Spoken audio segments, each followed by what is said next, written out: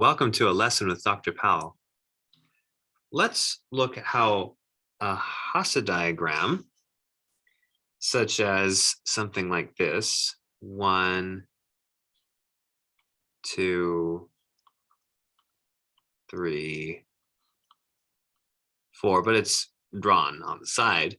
How we can look at something like this and look at its adjacency matrix and then fix the adjacency matrix so all the relationships in the poset that this Hasse diagram represents are accounted for. Now, let's recall what a poset, what properties a poset has. So a poset is reflexive, meaning that there's self arrows. It is also transitive, which means that there's an arrow from here to here, and there's also an arrow from here to here. So any arrow path at all guarantees an arrow path of just length 1. That's what transitive means. Antisymmetric. This means that the only time that you have a path that wraps around on itself again is not when there's two distinct guys, but just when it's a self arrow. That's the only acceptable time that you can have a loop coming around like that. That's what antisymmetric means. Okay, so let's take a look at the adjacency matrix that we have thus far. Okay, let's think. Let's see, from one goes out to 2 and 3. And let's see, 2 doesn't go out to anything. 3 will go out to 4.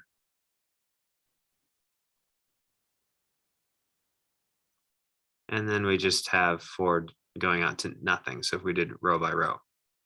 Okay, now let's try to fix this matrix up so it actually do what's minimal to change this Hasse diagram into the relationships that the poset it represents actually has. Reflexivity, self arrows. Well, that simply means precisely that our diagonal should have 1s. So let's put those in. 1, 1, 1, 1. So self loop, self loop, self loop, and the self loop. Okay. Next. So that's for reflexive. Okay. Now for antisymmetric, let's just verify that that's what we have so far.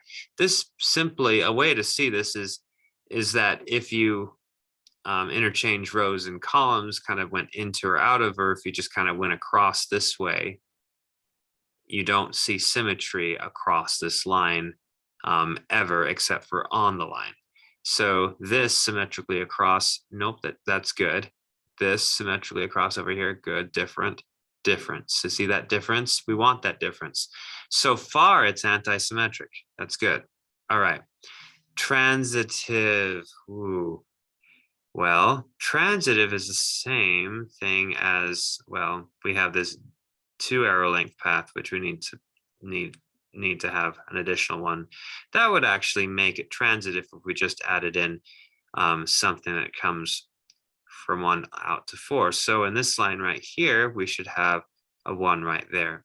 Now that can actually also be achieved by looking at paths of length 2. Now, do you know how you get paths of length 2? Looking at powers of the adjacency matrix.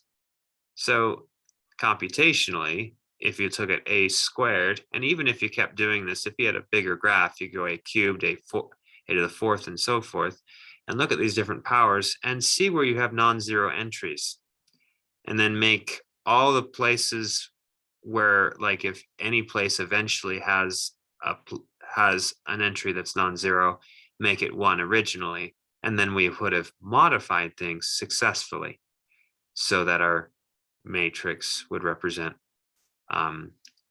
would represent a poset and a digraph that's transitive. And we'd call that the transitive closure of where we're at. So right now, in this case, we're going to take the transitive closure of this, and we're going to do that by looking at what's in A2 and comparing and putting in a 1. Now we know we're going to get a 1 here, but for illustration purposes, we're going to multiply this out. Okay, so we're going to multiply A to itself, and we'll do that column by column. Or we could equivalent do it row by row, but let's just do it column by column.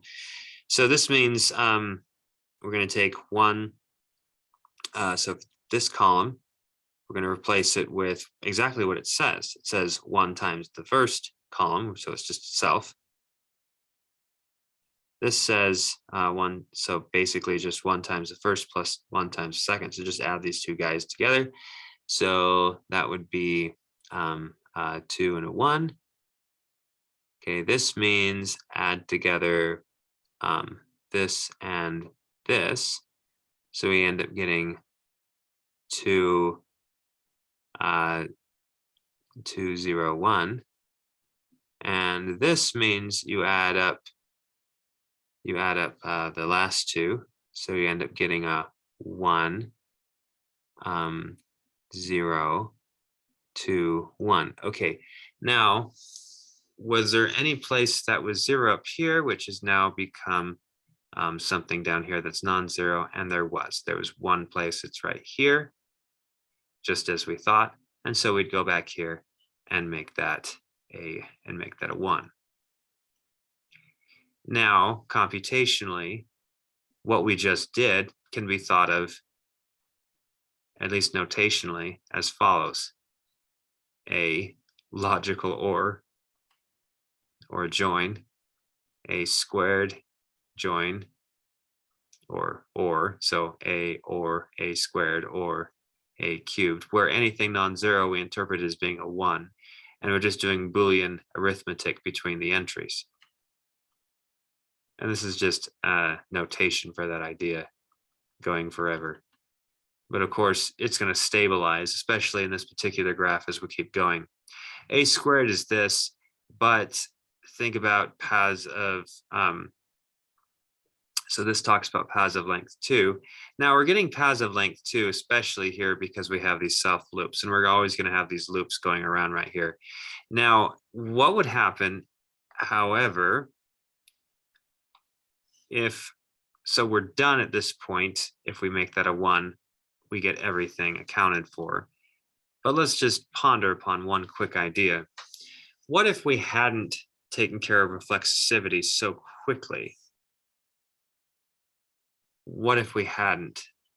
Those would still be zeros.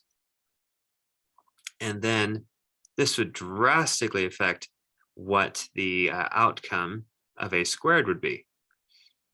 Let's just kind of think about it for a second.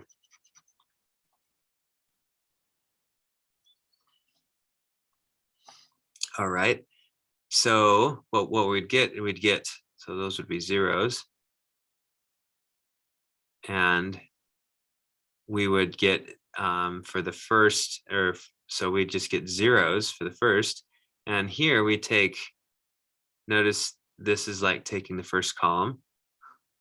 This is like taking the first column again. And this is like taking the, and so right here, it's like we're taking the second, oh no, the third. So it's just the 1, 0, 0, 0. Notice we only got to here. And that's exactly what we wanted. We only wanted that right there.